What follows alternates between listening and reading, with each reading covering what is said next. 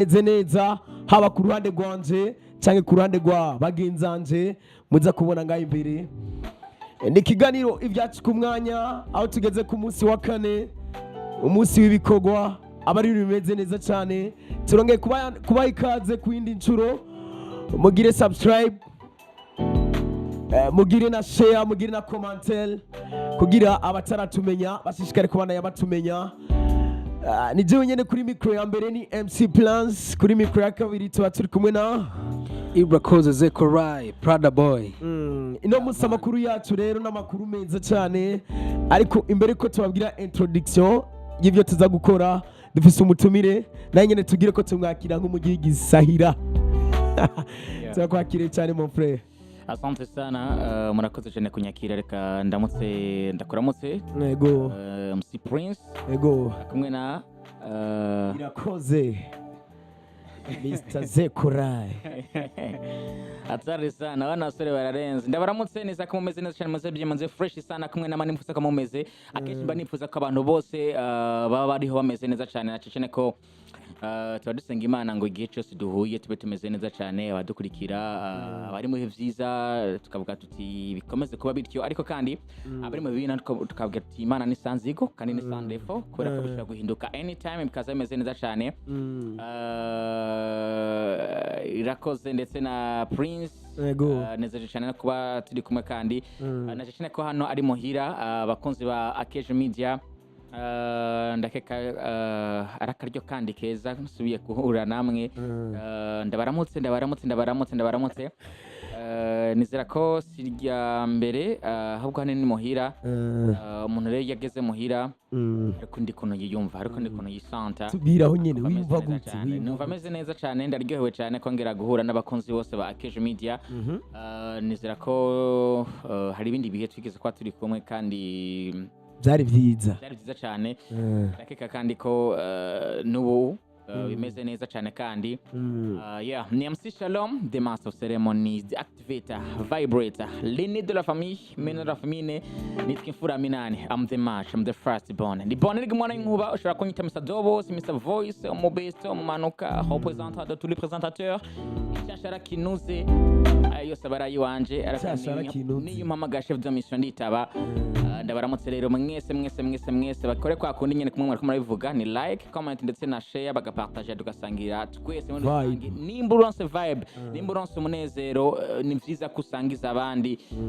Ukaba hari ikintu kana kuri kurakura kuri Akeja Media, kubera iki ukwa partager, kubera ko udashobora gusangiza abandi. Ufise mu vyarawe, ufise mu kuru wawe, ufise umusheri wawe, murunkira ka link mugira uti teramira ngaha sheri, canke no bava mu bikorwa uze guteramira kuri kana. Sawa, hajya hari n'abantu baba bateramaye mu masoko, ubusa umwanya wo kwakira abakiriya baba baruhutse, wayi batoja kuri YouTube bakabona ibiganiro byiza. Nibasa yuko abariko badukurikira, umuntu uramuzi, ujya mugenzi wawe uramuzi, urazi kano kanyari amasaha ya canke araza kuronka umwanya amasaha ya canke nimba we waronse notification canke wayibonye turi live, notifying rero undi mugenzi wawe umubwira uti burya Akeja bari live, hanyuma tujane kwa kunye. MC Shalom, turaguha ikaze kandi ni karibu mu bwami bwa Akeja Media. Ndaryohewe cyane. I'm very glad to be. Hajya uvuze icyashara kinuze, ibyashara byose hajya biranutse. Ibyashara byose ntibinuze, ariko kandi kigugwa igihurumbirwa cyane. Icyashara kinuze, icyashara kinuze. Turaguha ikaze kandi icyashara kimaze kuba kinuze, abakiriya barizana, barabwirana bati hariya kwa nakafise icyashara kinuze. Icyashara kiwe kiranuze, ukaryoherwa.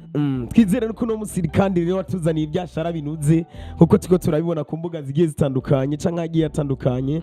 Twebwe rero turara mu korosi tugira ko nk'umugiye gisahira. Of course yes, byacu ni ku mwanya. Byacu ni ku mwanya ko twamatumeze. Tugeze ku ndirimbo 10 zacaguwe na Isoko Festival. Niko no kumva, nico kibazo no kumva no herako. Ni gute mwagerageje gucagura zino ndirimbo 10 kandi tubona yuko hari indirimbo zitagiye zirafatisha, niko novuga zitagiye zirafatisha. Ni gute rero mwimvire gucagura indirimbo 10 zishobore kuja muri Isoko Festival? urakoze cyane abariko barambona live naza ko babibona ko nambaye icyitwa Isoko Festival. Isoko Festival ni evenement festival isabukuru yateguwe n'isamirizi yitwa Isoko FM.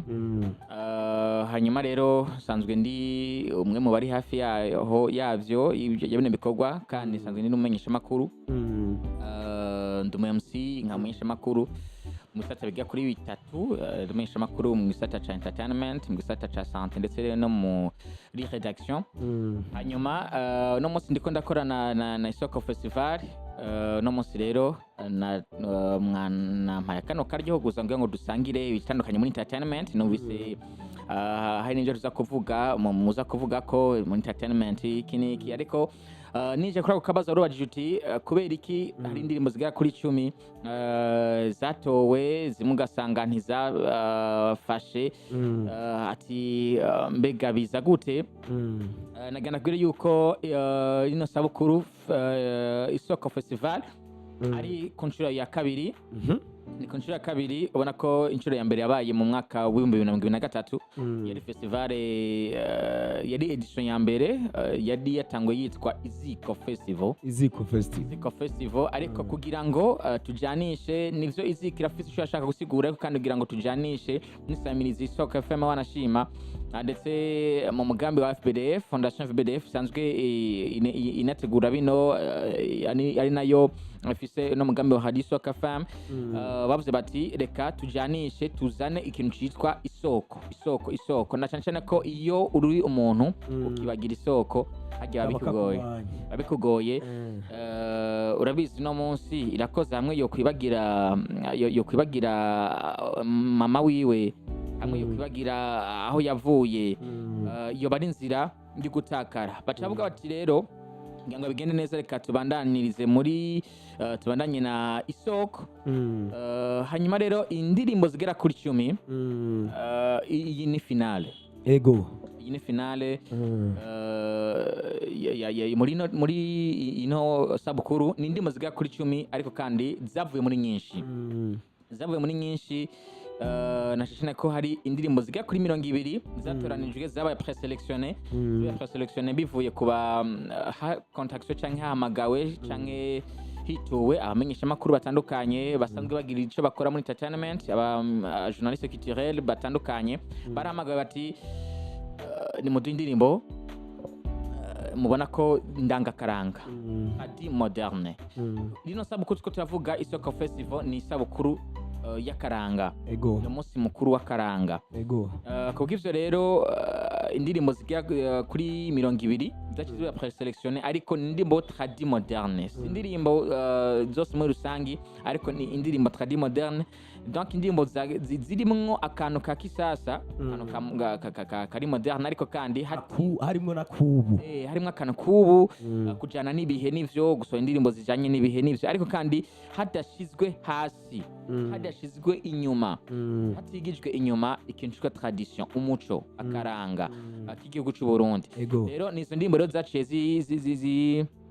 zitogwa. Hanyuma indirimbo zatanzwe n'aba DJs, abamenyesha makuru batandukanye culturel barazitanze. Hanyuma turaza tuvuga tuti nize ndimbo zagarutse cyane. Haratugwa muri ndimbo zigera kuri 20. Bakoze amavote mu zigera kuri 3 kuko twashe tuzilansa ku mbuga zitandukanye za Facebook za Disamizi Isoko FM. Niza zigera kuri 3 yari amavote wanashimana kano kanya turavugana n'amavote abandanya kuri Facebook, kuri channel ya WhatsApp ya Isoko FM, ndetse no kuri internet, kuri site. Hanyuma izo nza 3 nizo zatumye haboneka izi ndimbo zigera kuri 10, ariko haregeranijwe amajwi mu ntango zinondwi. Haregeranywa amajwi yabonetse muri izo nzira 3 bariko bakoramwe amavote, ariko kandi mu nyuma baragaruka bati turagaruka tuti deka twegeranye ano majwi hakogwe no kumviriza zino ndirimbo. Hanyuma byose bikoreye hamwe haraboneka rero 10 zabaye za mbere kurusha izindi. Biro nizo zize rero tradi moderne. Wavuze ngo ndimbo hari izindi ndimbo zitagiyemwo zitakubise gose, donc zabonetse ko ari ndimbo zitakubise gose, ariko nikora ko turi muri ico gisata tradi moderne. Yes, ni tubibutse hari rero ko indirimbo ya mbere yitwa Gasome Vumera Wivuge Dutsimbataza Amahoro Ndamujanye ni inywere Burundi bwa Nyaburunga Kabemba ka Burundi umusore w'umusonga hamwe na Rwagasore.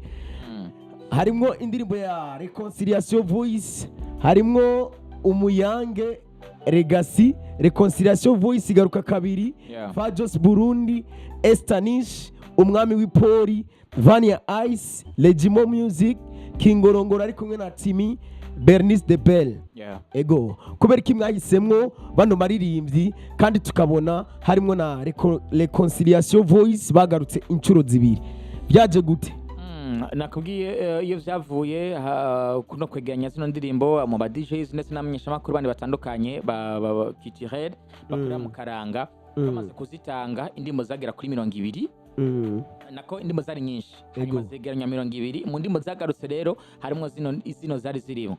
Muri izi rero harimo izatowe cyane biciye muri y'amawezi agera kuri 3 navuga. Ziranumvirizwa zisangwa nk'indirimbo nziza cyane kurusha izindi. Nibaza ko ibiri no mu byatumye abantu bazitora mu ndimbo zari zashizwe kuri zashizwe habona. Reconciliation Voice rero yari ifise mwana shima zino ndimbo ziga kuri 2. Dusanga zatowe kandi zose zombi ko ari 2 mu rutonde rw'indimo zigera kuri 10. Izi rero ukuzibona niko zashoboye kuba zishika muri 10 za mbere. Hanyuma indimo rero izo ya mbere zoronka agashimwe gashimishije muri edition ya mbere yitwa Isoko Festival. Indirimbo yabaye ya mbere ari indirimbo ingoma z'iwacu kuva ku muri yitwa bface on the floor. Hanyuma no munsi rero hazoshimirwa 3 za mbere. Nabano ndwi bazo basigaye batazo bisanze muri abo 3 barafise ukuntu bazotretwa bafise ukuntu bazofatwa muri Isoko Festival. Ni ku munsi wa gatandatu, ni kuri wa gatandatu muri Huringenezo ya 2023 Nyandagaro neza mu kibanza cyitwa World Beach. Neza na neza naho kuri World Beach niho bigiye kubera. Nibaza yuko ibibazo bikurikira nerekeza kwa mugenzanje hariya kwa Zekorai nazi nawe nyene arafise ico ashobora kukubaza. Twaye yo fresh man. Safi sana. Meze neza cyane. Karibu sana ka Zeko. Murakoze cyane. Mbona umengura hose ariko kandi aza ko Zeko itubazo twitwa udokende. Itubazo twitwa udokende uratuzi? Urumva kandi atwumvireho. Isoko Festival, Isoko Festival itandukanye y'ivyo bintu riri he kubera ko watubwiye ko ubwa mbere yabaye 2023.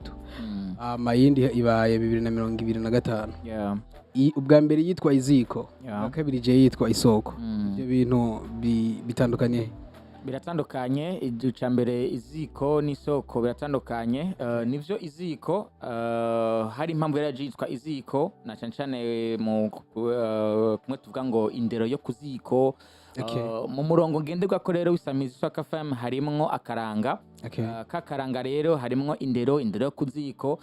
Muri Isoko Festival rero twaje venema ya mbere yari yaje yitwa gutyo kubera ko harimwo akaranga tutibagiye ya ndero yo kuziko canke kuziko mu bisanzwe ni muhira. Kuziko ni muhira, kuziko ni mu rugo. Donc mu Burundi hahandi cya gihugu c'amatanubuki kimwe cyatwonsa kimwe cyatwibaruka. None rero kuza festival mu nyuma yitwa Isoko. Habayemwo ibintu bibiri. Uravyumva yuko tugaruka cyane ku Isoko nta hanini bitandukaniye uretse ko Isoko irafise icyari Isoko umva ni Isoko. Hanyuma Isoko nayo nyine Isoko tugaruka hahandi nyene natanga mvuga nti kwibagira Isoko, kwibagira aho wavuye, kwibagira aho uvuka. Ubutakaye cyane ububuze ubugiye gupfa noneho kubera ko Isoko ni Isoko nyene. Tavuga tuti rero ntitugiye kure y'Isoko ahubwo kugira ngo tujanishe n'Isoko. Isoko FM semena na ku murongo w'ijana n'ibice 4. Tavuga tuti reka tujanishe. Ntihagire umuntu yibaza ngo twatakaye Isoko mbega ari gute, ariko kandi tavuga tuti reka tuce tugira umurongo umwe tuje mu citwa Isoko Festival. Nico gituma mwahisemwo Isoko. So no kuvuga ko iyi ni festival yama iba buri mwaka canke nkuko byabaye 2023 uwo mugama mucisha mu wundi mwaka.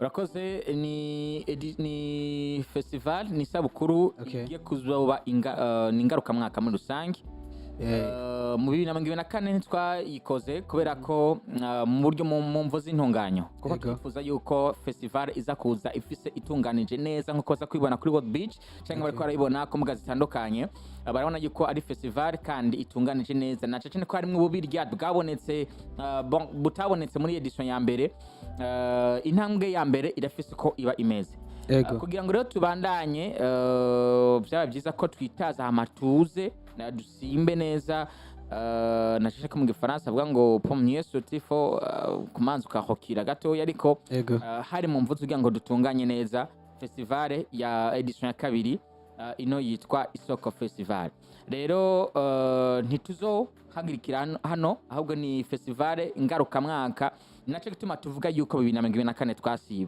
kubera ko yaba ari yiza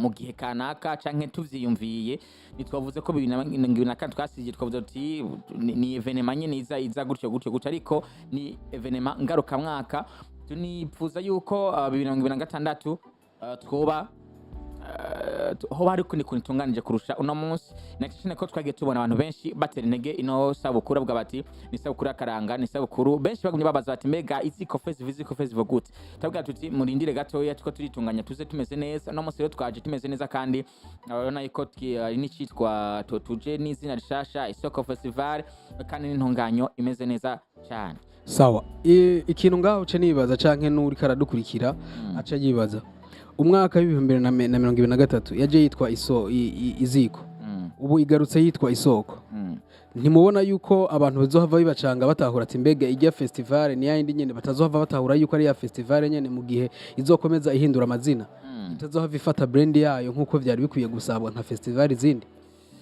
icambere tuko turakora ni kino nyene tuko turakora ko turabibwira abantu ni no media tuba twakoze mu mvo bon twari gukora festival tutakoze media tuwa kwera ko abatumire batumiwe niki ariko kandi twifuje kubikora gutyo twifuje gukora icitwa media tuwa nashasha mu gutegura ino festival tumenyesha n'urutonde rw'ino sabukuru ukuntu bimeze ico ne cyambere ica kabiri naco nuko deja ibitegura ni Isoko FM urumva ariko ni wa murongo nyene ni hajya utakaje Isoko umva babiheze ariko kandi aho biva naho nyene ni Isoko Festival naza yuko hano baraza kubandanya bamenya yuko ari uno murongo nyene ni Isoko Festival tuza kubandanya kuno nyene ntabwo mwagumiza izina rimwe kugira ngo abantu batahure nkandi ma festival azwi kugira ngo bize bibacange kuvuga ko buri mwaka hazoza buri mwaka uzanana n'izina ryayo oya kubandanya na Isoko Festival sawa murakoze mwavyumvise rero ni kwigenekerezo rya 2023 ukwezi k'umunani ku munsi wa gatandatu musidukana niyonka muri benshi cyane ni ngaho nyene kuri World Beach aho ubona Isoko FM yaduteguriye ibintu bimeze neza cyane turi kumwe na MC Shalom kuva muri Isoko FM nanje kabazo kanje kaca kagaruka kubera kimwahisemwo Vichou Love mbega nta bandi baririmbyi bagezweho mwari kuzana kubera kimwahisemwo Vichou Love wenyene nuno muryango wa aba bagendera buntu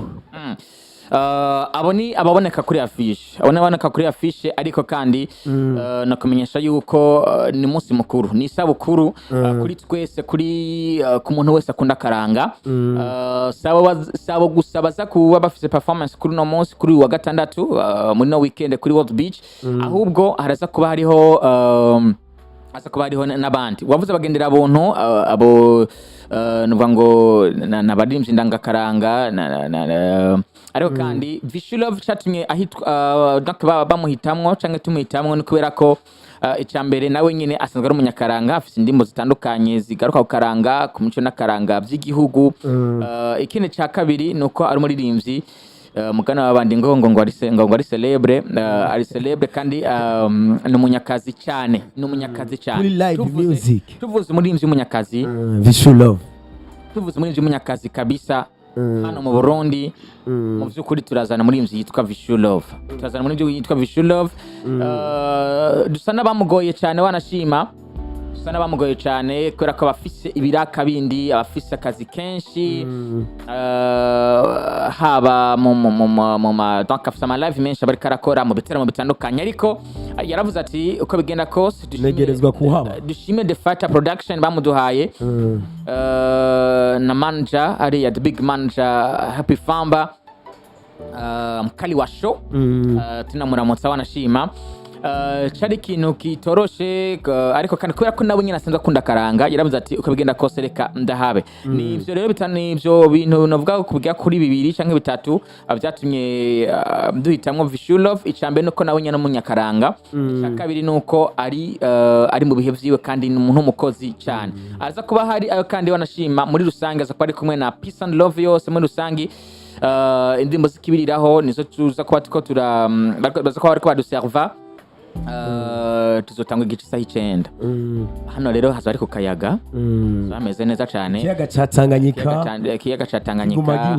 akayaga keza mu byo twirata mu Burundi harimo akayaga mu byo twirata mu Burundi harimo Tanganyika hano hantu nta mukuza kwacikwa nakuza kubura hano hantu niho wasiba hano hantu haba haryoshe ni muze rero tujye umuziki ukwiye na Vichou mukali wa live music ariko abakunzi ba Akezo Media imbere ko tubandanya ni kwa kundi nyene turashishikara kubana tubibutsa ni Akezo shop yari ku bwanyu mushishikare kubandanya mu bihurumbira mu byitwararika kuko urashobora kubegwa ubifashijemo na Akezo Media ikibazo kica gikurikira mbega watubwiye yuko ubuze ngo barashobora kubegwa mu bifashijemo na Akezo shop turi kurundi zo kumazi turafise foni zo kumazi byose kuko urana ugiye kumazi bashaka kugenda wambaye agacapu kameze neza akayaga bigace mu mucazi kana gacishemwo rero Our collection speaks to every style, every identity. ni kuri beach uravyumva Every design is crafted with the Akezo spirit, kandi n'umunsi mukuru kuri expressing. abakunda karanga Welcome to abakunda Akezo umuziki Media. wa ibaza ko bose bitura Akezo We're more than just a kugira brand. ngo iguhetene We're a uza movement for wambaye style, kuri confidence, plage. creativity. Whether you're looking for bold urasabwa pieces banaza ko bashaka kuvuga bati nifuza ko nzuba nambaye uku nifuza ko nzuba nambaye gutya hanyuma bacaye We've got you bagashaka covered. babigufashamwo From men's classic kuba cuts turi twese to turi chic and trendy outfits for turi women. comfortable twese tumeze neza Unisex cyane options for everyone ko ari in between. kibanza wanashima Our collection speaks to every style and every identity. kubera ko bafite standard Every yabo. design is Ariko crafted twebwe with nka the Akezo Isoko spirit. FM nka Isoko Festival twabuze tuti kugira ngo bigende neza cyane nta kurihisha vyoba bigoye canke vyoba bimeze ukundi kuntu igihe twoza tukavuga ngo turarihishije umuntu tukamurihisha ngo tumurihije 50,000 tumurihije 100,000 200,000 aje gukonsoma plus d'un million aje konsoma plus d'un million kubera ko neza ko kuri World Beach barahazi hamwe ashaka kuza aje konsoma miliyoni n'ayandi canke hafi miliyoni 2 aje konsoma ku mazi byari guca bigora rero kuntu tuvuga ngo turafixije igiciro canke amafaranga yo kwinjira ariko twaciye tuvuga tuti uko bigenda kose umuntu wese atekere twese kugira ngo twese twisange mu cyo kibanza umuntu wese atekere ibihumbi 10 aza kunywamwo cyangwa aza gufatamwo ikinyobwa izo dimire nizagufasha donc kuburi kumwe n'abandi antuko umunsi mukuru wari umunsi mukuru kandi n'isabukuru kubw'ivyo rero mu kwisanga kumwe n'abandi foke nawe uba ufise nimba amazi nimba ari akanyobwa akanaka tube turi hamwe twese nivyo bihumbi 10 rero wewe nyene ubwawe ushaka kuzokonsomamwo ni ikintu gito cyane kubera ko neza ko abazi standard ya World Beach barazi yuko babimeze neza standard iri hejuru ni hafise qualité abameze neza n'amafaranga atari menshi cyane n'amafaranga atari menshi cyane musidukane niyo nka nimba ukunda iby'iwacu nimba ukunda umuziki mwiza ngwino kuri World Beach genekerezo rya 2023 ushishikare kubana yiryoherwa MC Shalom ni hazoba ari nk'umu MC kugira ashishikare kubana yanoganza neza ibirori by'uwo munsi ndafise kandi kabazo muri no minsi ibintu biragorana cyane kubera iki mwashize ko Vichou nga mu kiganiro kacugaruka kutubwira ati si Vichou gusa n'abandi bari nyuma mbega kubera iki mutabashize ko abo bandi tubwiye yuko bazoba bari nyuma nibaza yuko hano na jewe ndi ngaha ndi hano nitwa MC Shalom nzoba ndahari bariko baravyumva bariko barabibona nego ariko kandi ninazana n'umusheri wanje bazoca bansubiza inyuma no munsi MC Prince niyaza ati jewe ndaje akazana n'umusheri wiwe bazoca musubiza inyuma Mr. Zekorai Mr. Zeko Mr. Zeko niyaza ati jewe Zeko murabizi ko nayivuze mu kiganiro ntinzoba ndahari akacaza akazana n'umusheri wiwe bazoca musubiza inyuma oya rero uno munsi mukuru wanashima ibiri kuri afishe kugira ngo nyene tubona ko tuzaduhari ariko kandi hari ama surprise menshi wanaza guperforminga sabo gusa si Vichou love wenyene Vichou love si peace and love gusa asabagendera buntu gusa arekanda nakubwira yuko hari intambo zitandukanye ndagashire ko anashima hongi amaze guca mu ntahura kuko ari umunsi mukuru wa karanga hari intambo zitandukanye ziserukira intara zitandukanye z'igihugu cy'u Burundi ziza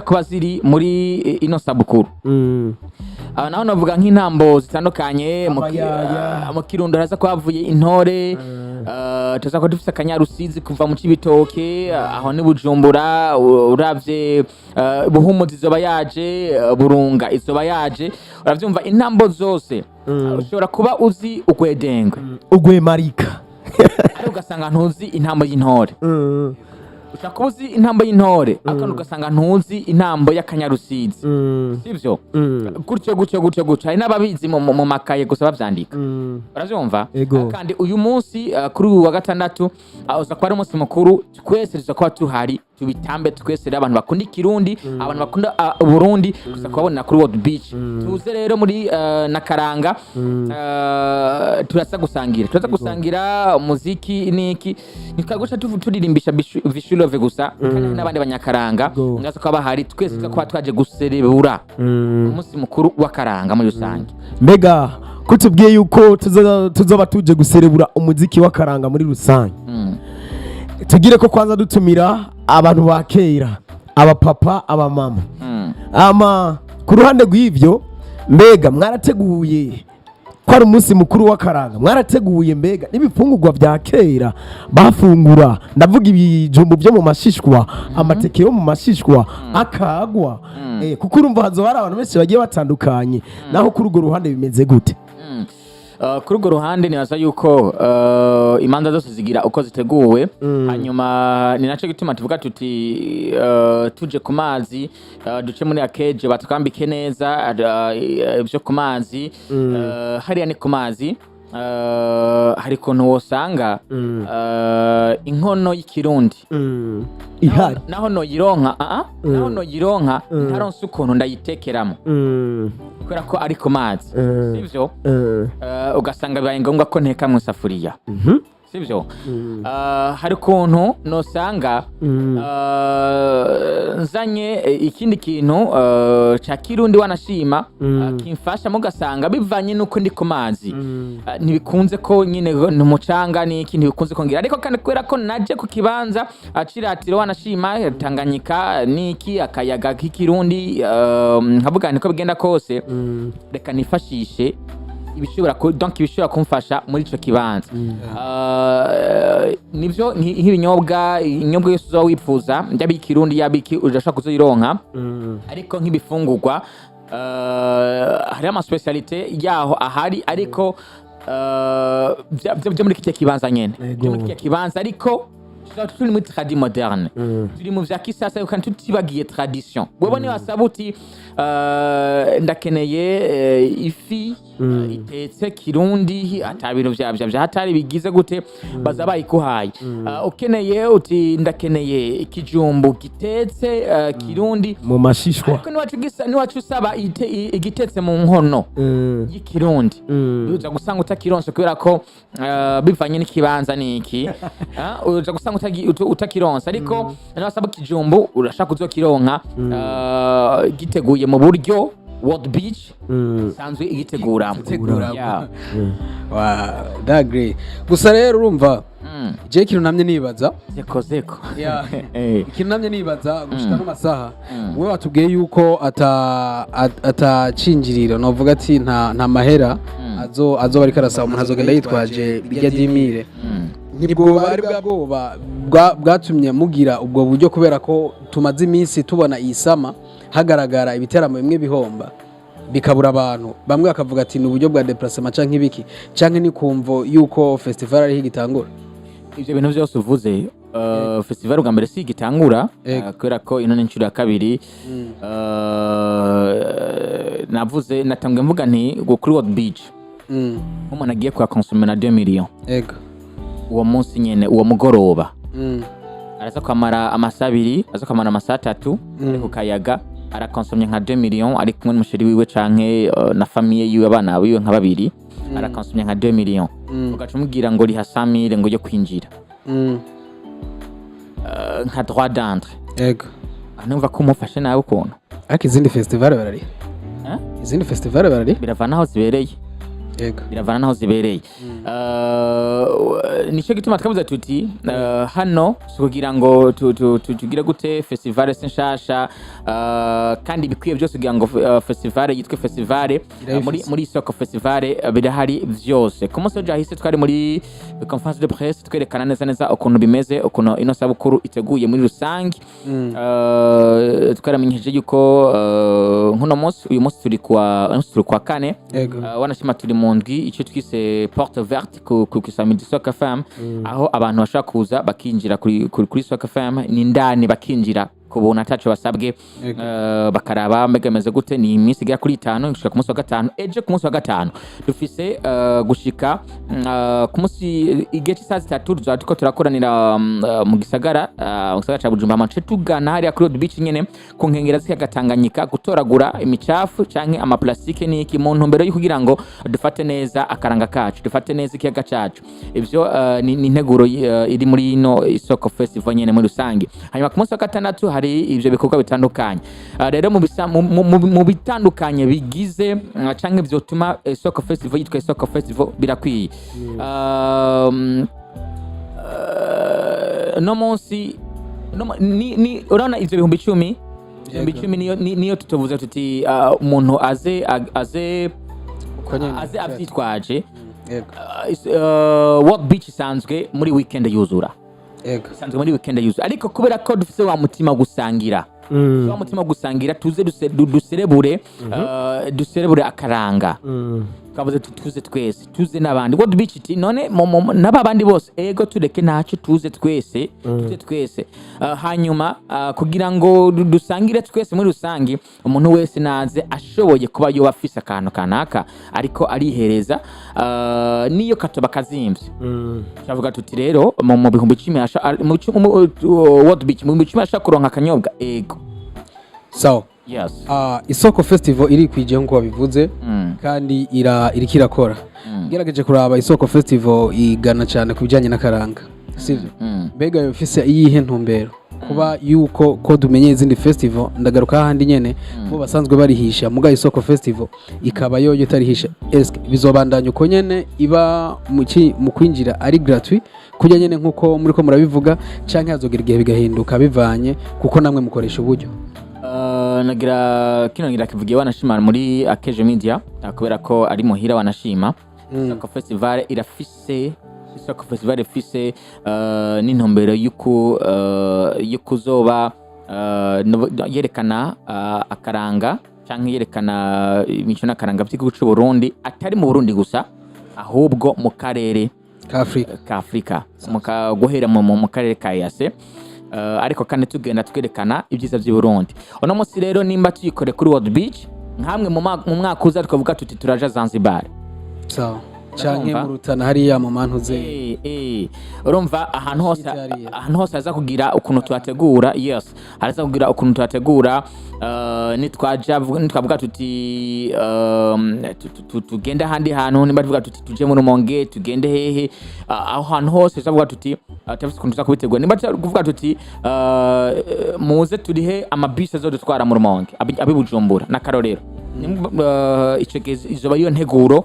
y'ico gihe rero uno munsi niyo nteguro yabaye uno munsi mu mwaka uza naho azo hariho iyindi nteguro peut-être ko biza biteguye ukundi ariko kandi uno munsi twabishimye kubikora gutyo ariko muri rusange bumve yuko Isoko Festival icyo yipfuza bavuze uti mbega niyihe ntumbero yabo muri make no kwigina karanga mu kwigina karanga rero ntusiga inyuma umwana kandi ugira uca umugani Urumva ushaka guca umugani uwuca umwana abona nturindira asinziriye. Yes, ntuca asinziriye. Rero abarundi twese ntitwosigana ahubwo turaza twese dusangire akaranga, dusangire umunsi mukuru w'akaranga.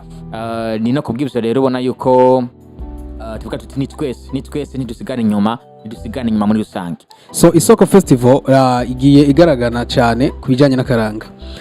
Ni kubera iki cyane mwisunga ibibanza biri moderne kubera ko turafise n'ibibanza vy'iratiro. Kubera iki mudashima gutwara ku bibanza vy'iratiro, ndavuga nka Musée Viva, ndavuga nka hariya Igiheta, ndavuga ahandi hantu hari twe tuzi neza hari ibibanza vya culture. Kubera iki mutwara muri moderne? Turi tradi moderne kandi kivuga gutyo nico gituma n'indirimbo ziko zirahiganwa ni tradi moderne, c'est chanson traditionnelle, ni chanson tradi moderne, ziri moderne ariko kandi ntibibagiye kumanshininga tradition muri izo ndirimbo zabo. Rero navuga ino evenement iri tradi moderne. Wavuze uti kubera iki mutakoreye hehe na hehe? Mo edition ya mbere yabereye kuri Musée Vivant. Sasa yabereye kuri Musée Vivant, ono musugiye mu kibanza navuga ngo kiri moderne wanashima ariko kandi gifise n'akaranga kubera ko kiri ku mazi, kiri mu byo dufite twirata no munsi, mu byo dufite bituranga harimwo Tanganyika. Nico gituma rero ibibanza bishobotse tuzoza turahindura tugira ariko kandi turi tradi moderne, turajana nibihe kugira ngo ntidusigare inyuma nibihe abajene ntibasigare inyuma n'abandi, ariko kandi tutibagiye akaranga Isoko. Utaye Isoko wibagiye Isoko abigupfanye. Urakoze cyane. Utaye Isoko wibagiye akaranga byose biba bigupfanye. Ngwino rero kwigenekerezo rya 2023 ukwezi k'umunani nyene duhurire kuri World Beach muri Isoko Festival kugira dushishikare kubana turyoherwa, dushishikare kubananya dutamba indirimbo z'iwacu. Abaririmbyi ni benshi, ndizera cyane yuko n'abaririmbyi zino ndirimbo zabo zashoboye gucagurwa, nizere cyane yuko bano baririmbyi nabanyene bazoba bahageze. Aba baririmbyi yes, abaririmbyi bagera kuri 10, harimo imigwi igera kuri 9. Ni 10? Kuko reconciliation voice ni indirimbo 10 dufata ko ari imigwi y'abaririmbyi 9 kubera ko harimo imigwi n'abaririmbyi ku giti cyabo. Urabona nk'iya Kingorongoro ari kumwe na Timi, donc bazoza hanyuma n'abandi gutyo batandukanye bano baza bari hano muri kino kibanza. Harandi koko bategeza kuza ikibanza cya mbere kizomenyekana uwo munsi, hari guzosanga ari Kingorongoro, hari guzosanga ari umwami w'ipori Vani Ice, Estanishi, ashobora kuba Estanishi, ashobora kuba Reconciliation Voice, ashobora kuba AkezaBurundi, Bernice de Bere, Legimo, bakaba Legimo Music. Rero nibaza yuko bose baza bahari, barafite ama invitation yabo banashima y'iteka bariko barahabwa, baza bahari. Ntibazoperforminga ngo bahiganwe live, oya ntibazohiganwa live, ahubwo hazomwanya wa censure wo kumviza zino ndirimbo bizokorwa na equipe yatowe nka jury, abajire bazaba bari muri ino jury bagiye kuri batatu. Harimo Christian Xavier n'umumenyesha makuru kandi asanzwe n'umunyakaranga, harimo utwa Segihembe none nyine asanzwe n'umunyakaranga, harimo utwa Figence batazira Failo nawe nyene asanzwe ari n'umunyakaranga. Rero bazokora jury bumvira izo ndirimbo hanyuma bateranye bo bazotanga amanota. Izo ndirimbo zizokumvirizwa muri public canke aho nyene mu kibanza kuri World Beach hazaho umwanya wo kuzumviriza zose imwe imwe uko ari 10. Hanyuma aho sumva zo bari shoti turiko turajya. Hanyuma habeho kuzumviriza juri itanga amanota ariko kandi habeho no kwegeranya ya manota yose ari karatorwa kuri Facebook, kuri chaîne ya WhatsApp ya Isoko FM ndetse na site web yose agiye atandukanye na kuri site web. Novuga ati twogushimira byoba byiza cyane kuko twakoranye neza twabanye neza twizere ko tuzosubira ku munsi wa gatandatu nyene iryo gerenekerezo rya 23 twahashitse nganye kuri World Beach. Murakoze cyane nije noshima ndashimye ndakengurutse cyane ndagushimiye cyane MC Prince kandi Misazeko nshimire kandi abakunzi bose ba Akeje Media muri abantu biteka cyane muri abantu biteka sana inyambaro canke kuntu tuzatumeze kuri World Beach umvise ko tuca muri Akeje Media Akeje Shop bakatwere kuntu tuzatwambaye hanyuma bikaza bimeze neza cyane hari muhirana ndahakumbuye ndiko numva kakayaga nyene ndiko numva ameze neza cyane wirimo mu wa cameraman barenze ararenze nanda mukumbuye nane nkumbuye abatandukanye muri Akeje Media nane nkumbuye Audrey ari mu bantu babegwa cyane light lamutse light Gera ararenze nawe nyene ni umuntu wanje cyane inyuma ya kamera abikora neza cyane. Rero ndagiwe cyane nishimye cyane kuba naciye hano nacecere muri kino gikorwa citwa Isoko Festival neza ko tuzahurira kuri World Beach kandi zameze neza cyane hano nta gusiba nta gucegwa isaha 9 hano no kuza kare twiserve kare sinzi umuntu yavuze ku kijanye na déplacement nainze ko ndacongera ko kandi kanci ndacongera ko mukurangiza ikintu cha déplacement twaragikoreyeko twagikoreyeko gute twagize umwanya wa kare isaha 9 kugira ngo baze kugira ngo baze dusangire tugesho hakiri kare kugira ngo bizemeze neza cyane tutavuga ngo urumva ngo vyagenze uku ngo vyagenze kuri abazi hakiri kare muze kare muge kare Vichou n'umuntu akoresha umwanya afite umwanya bamuhaye niwo azokoresha mu baririmbyi dufite bari professionnel hano mu gihugu cyacu Burundi tuvyemeranye yuko muri vyitwa Vichou mukali wa live music arimwo azawanashima mu baririmbyi ba mbere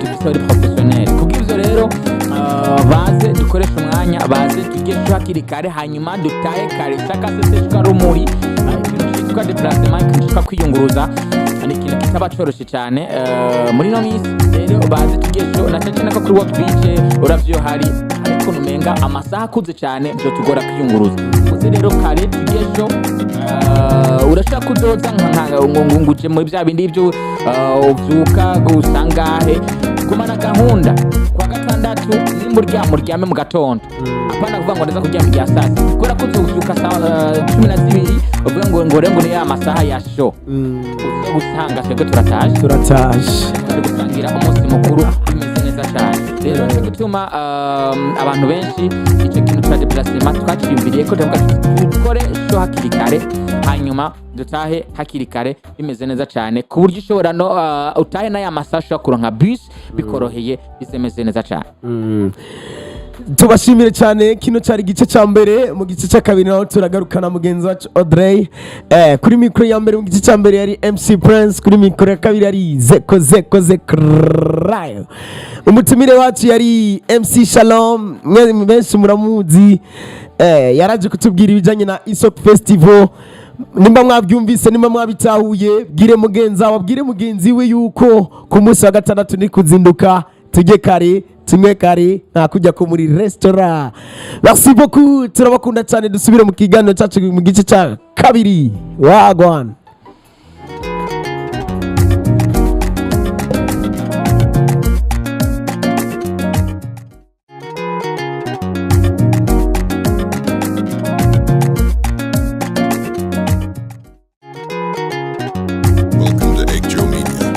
Fashion meets purpose. We're more than just a brand. We're a movement for style, confidence, and creativity. Whether you're looking for bold pieces, clean everyday looks, or standout statements, we've got you covered. From men's classic cuts trendy outfits for women, and unisex options for everyone in between. Our collection speaks to every style and every identity. Every design is crafted with the Akezo spirit, empowering, expressing. Welcome to Akezo Media, where fashion meets purpose. We're more than just a brand. We're a movement for style, confidence, and creativity. Whether you're looking for bold pieces, clean everyday looks, or standout statements, we've got you covered. From men's classic cuts to chic and trendy outfits for women, and unisex options for everyone in between. Our collection speaks to every style and every identity. Every design is crafted with the Akezo spirit, empowering, expressing. Welcome to Akezo Media, where fashion meets purpose. We're more than just a brand. We're a movement for style, confidence, and creativity. Whether you're looking for bold pieces, clean everyday looks, or standout statements, we've got you covered. From men's classic cuts to chic and trendy outfits for women, and unisex options for everyone in between. Our collection speaks to every style and every identity. Every design is crafted with the Akezo spirit, empowering, expressing. Welcome to Akezo Media, where fashion